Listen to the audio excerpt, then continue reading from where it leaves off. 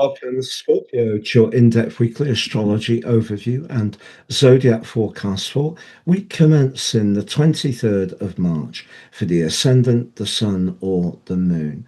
I'm going to share with you, first of all, the big themes of the week, then on screen, your event chart, always influential, and then go through each of those influences frame by frame to give you a clear picture of what you can expect in terms of relationships, finance, energy, and work.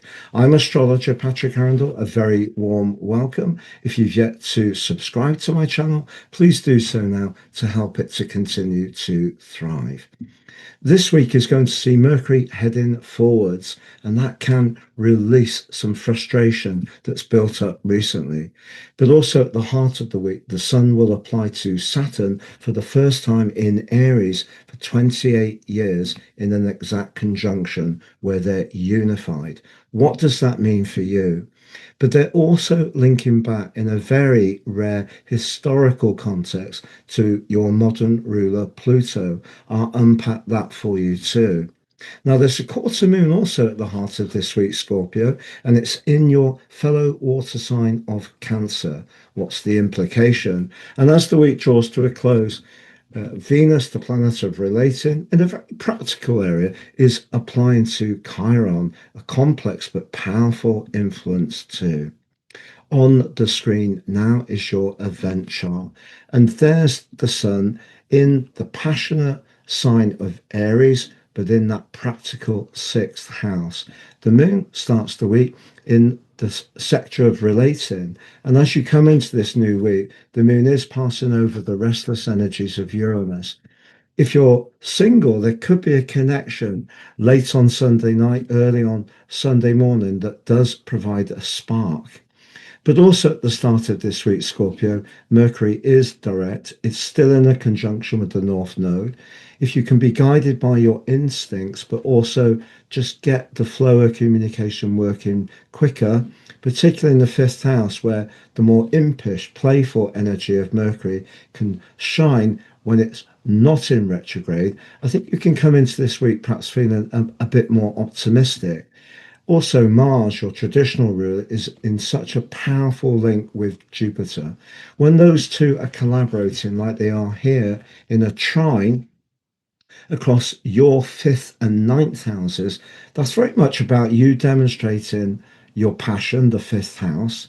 But the ninth house is about having the confidence to expand your approach. But that needs to coexist with this more practical energy in Aries. The Sun is emerging from that very sensitive conjunction with Neptune, but meets up with Saturn at the heart of the week. If there's anything around the fundamentals in your world that isn't running quite as well as it could do, this is a time to review it. It might be what you're eating and drinking. It could be the amount of exercise you get, the amount of rest. It may be how you feel about your job. If your job is too mundane and isn't giving you a sense of excitement, Saturn can certainly push you to think about it. But also that duo are linking back to your modern ruler of Pluto. Whatever decisions you make, even if it is around your social or love choices, or around your work or practical decisions, Pluto's asking you to stay very much closely in touch with how you feel. But then as the week goes on, Venus applies to Chiron. It's an intriguing combination in the sign of Aries because Chiron in Aries is very much about identity. So, how do you view your identity when it comes to where you are conscientious and have obligations?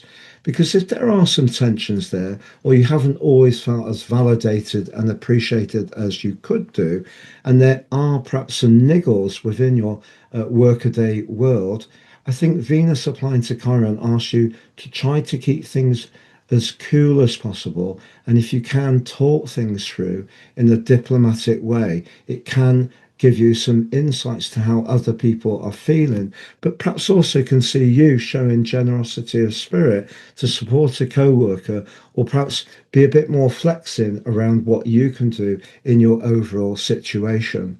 So to recap for you personally, Scorpio. I think that this is a week when you can really feel that your more creative and more outgoing energies can really start to pick up. But it's also important, if you have any ideas or strands, that they are activated in a very functional and efficient way. And that's what that energy at the heart of this week is asking you to do.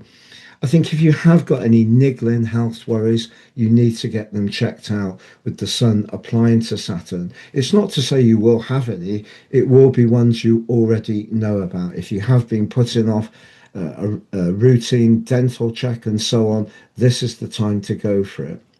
And also, if you are someone who's very much a lover of pets, I think Venus applying to Chiron could see you yearn for a new one if you've at the moment got a situations vacant. Thank you so much for joining me, Scorpio. You can get your free daily horoscope fired to your device each morning by seeing the link beneath this video. Please also check out your vernal equinox deep dive video, your Pisces new moon video. If you'd like to work with me one-to-one, please see my testimonials below. And if you'd like to explore your personal horoscopes, it's a great way to really understand our journey from a uniquely individual viewpoint. And there's 50% off at the present time. Please see the link below for more.